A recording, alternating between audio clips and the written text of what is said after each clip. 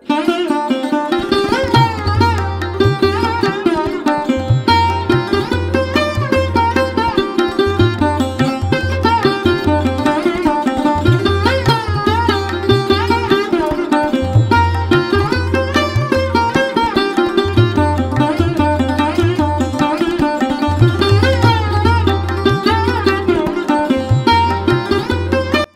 ৫টা থেকে বিকেল ৫টা অবধি হাজব্যান্ড ওয়াইফ মিলে সারাদিনে আমরা অনেক টুকিটাকি কাজ করলাম। তো চলো বন্ধুরা, তোমাদের সাথে অনেক গল্প করব, তার আগে নিজের পরিচয়টা দিয়ে দেই।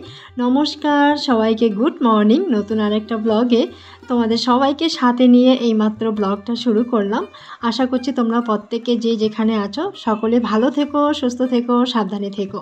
তো সকালে ঘুম থেকে উঠেই দেখো একটু সামনের দিকে বেরোলাম।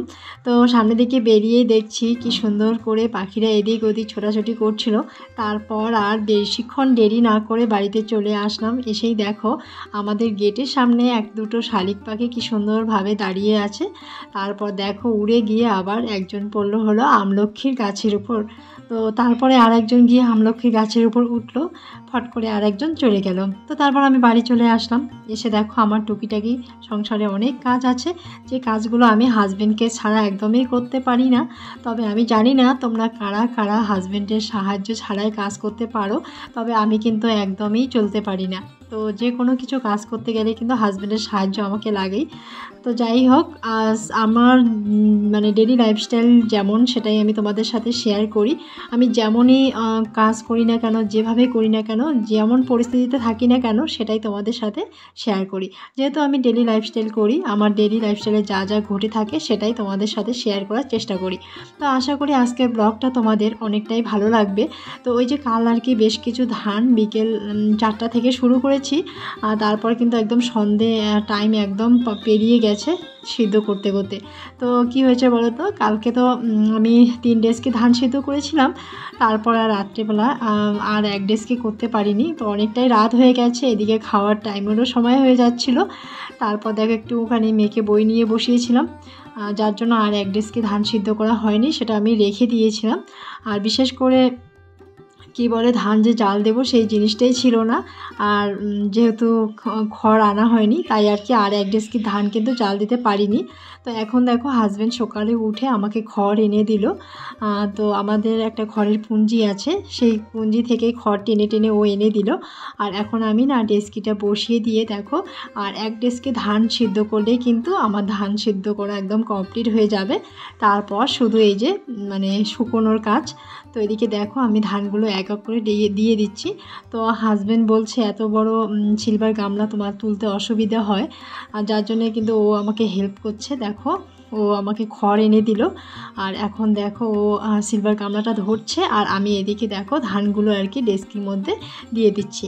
তবে কি বলো তো, আমি ভেবেছিলাম একদম ফুলফিল 1 ডেস্কি হবে, তবে 1 ডেস্কিরও একটুখানি কম হয়েছে। তো যাকগে, সে একটুখানি কম হলো তো কি হলো, এটাই হয়ে যাবে।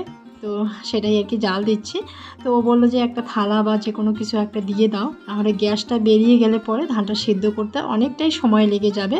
তো দেখো এদিকে আমি মানে ধান সিদ্ধর যে উনুনটা সেটাও আর কি জ্বালিয়ে দিলাম খড় দিয়েই। কালকেও হাজব্যান্ড অনেকটাই আমাকে হেল্প করেছিল। তো আজকে আমি বললাম তুমি ব্রাশটা করো, চাটা খেয়ে নাও।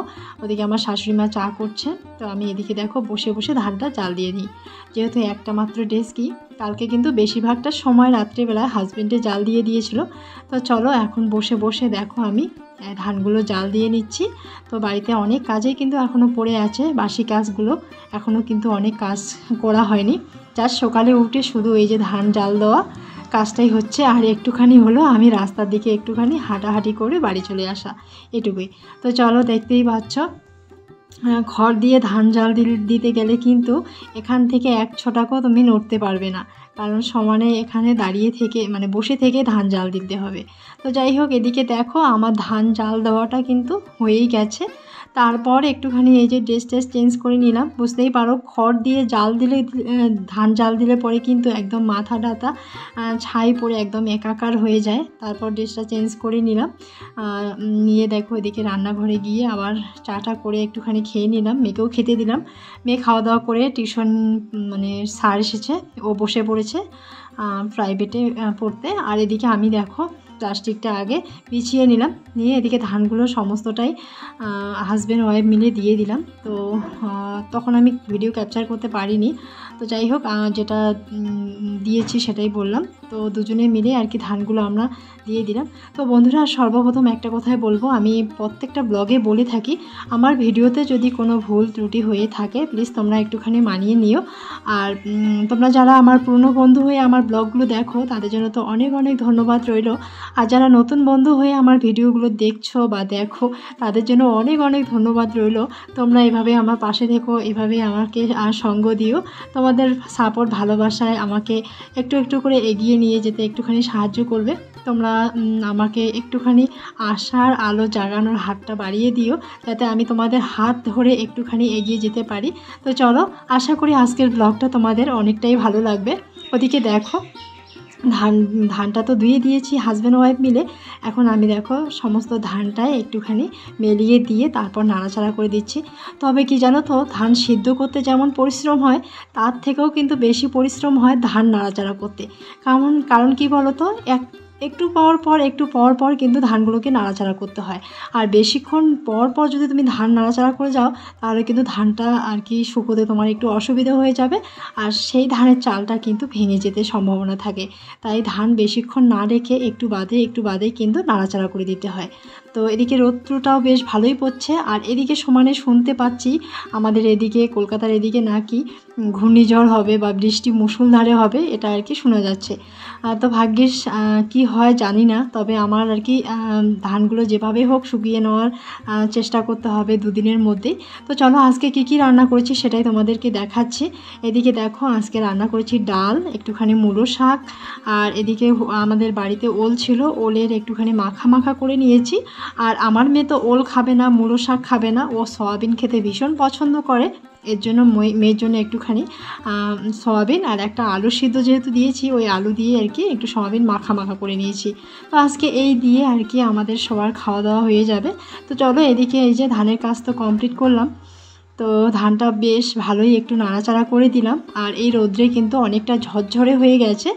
আর এখন দেখো আমি স্নানটা সেরে চলে আসলাম, এখন বাজে হলো আর 4টা। জানো তো আমি না আর কি সারাদিনে ধানের কাজ করতে আর কি মানে ঠিক টাইমে স্নানটাও করতে পারলাম না, আর খাওয়া দাওয়াটাও একদম খুব মানে সময় সুযোগ বুঝে হয়নি, কারণ টাইম ছাড়া অটোমেটিক খেয়ে নিচ্ছি। তো যাই হোক এখন দেখো খেতে বসেছি, আর এদিকে টিভিটা চালু করে দেওয়া আছে। আমার মেয়ে বসে টিভি দেখছে, মানে শুয়ে টিভি দেখছে। আমি বললাম যে তুমি খাওয়া দাওয়া করেছো, একটুখানি ঘুমিয়ে পড়ো। ও বললো না আজকে ঘুমাবো না। আর বিশেষ করে দিনটা যেহেতু অনেকটাই ছোট হয়ে গেছে, এখন কিন্তু দিনের বেলা বাচ্চারা সত্যি ঘুমোতে চায় না। তবে কার বাড়ি বাচ্চা কীরকম আমি জানি না, আমার মেয়ে কিন্তু একদমই ঘুমোতে চায় না। তো খাওয়া দাওয়াটা করে নিলাম। এদিকে আকাশটাও একটুখানি মেঘলা করছে, মানে হাজব্যান্ডকে বললাম যে ধানটা কি বাইরেই রাখবো যদি কোনো কারণে রাত্রেবেলা বৃষ্টি হয়। তো ও বললো যে ধানটা বাইরেই থাক, বৃষ্টি হবে না, যেহেতু বলছে বুধবার বৃহস্পতিবার করে বৃষ্টি হবে বা ঘূর্ণিঝড়ের সম্ভাবনা আছে। আশা করি তোমরা এই খবরটা শুনেছো। তো যার জন্যে কিন্তু আমি একটু ভয়ের মধ্যেও ছিলাম যে এতগুলো ধান যদি ভিজে যায়। তো হাজব্যান্ড বললো যে না ভিজে যাবে না, রাত্রেবেলা যদি বৃষ্টি হয় তখন দেখা যাবে।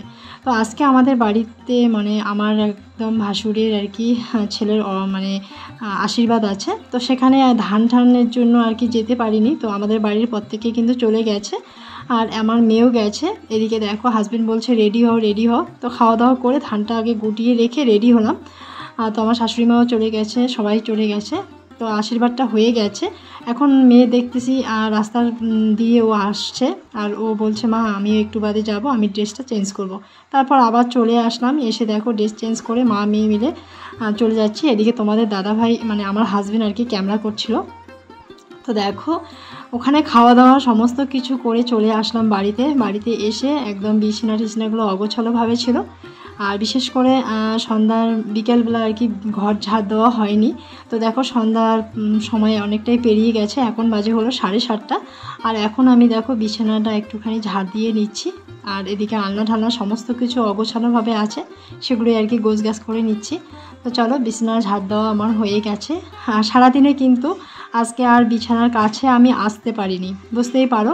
সকালবেলা দেখো বিছানা একদম পরিষ্কার পরিচ্ছন্ন করে একদম সমস্ত কিছু করে একদম বেরিয়েছি। তারপর কিন্তু দুপুরবেলা এই যে স্নান টান করে খাওয়া দাওয়া করে কিন্তু ওই বাড়ি গিয়েছিলাম। তো আমার ভাসুর ঠাকুর তো ইয়ার্কি করে বলছিল যে তোমাদের আসতে এতক্ষণ সময় লাগলো, এত দেরি।